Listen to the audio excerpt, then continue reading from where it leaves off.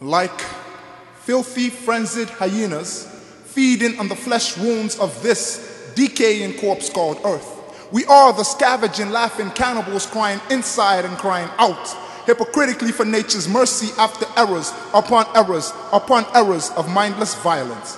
Our reliance on war is damning, and damn how quickly we forget that genocide equals suicide slash biocide slash deicide slash parenticidal attempts to silence God and countless brothers slash sisters slash human beings like me. For if we are all made in God's image, then attempting to put death to each other must be the highest form of blasphemy.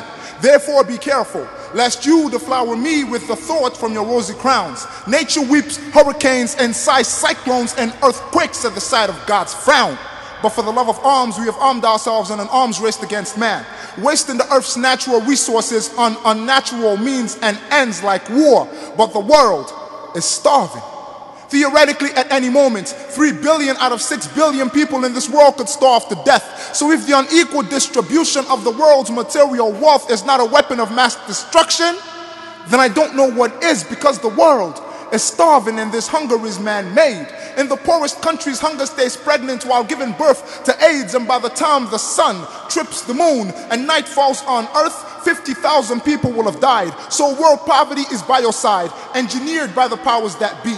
But it seems as if for errors we have simply worked up a famine sweat. All of the advancements in technology have done absolutely nothing to bridge the world's gap in wealth.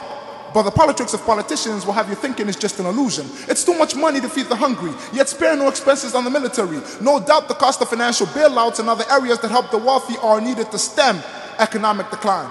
But if corporations are too big to die, what makes you think that they should live? World poverty is engineered. Like the buff beef the wealthy eat, world poverty is engineered. But we have been silent for far too long, and now we, the dumb, follow the blind, deaf to the trials of mankind, so constipated with power that they don't give a crap about issues like world poverty.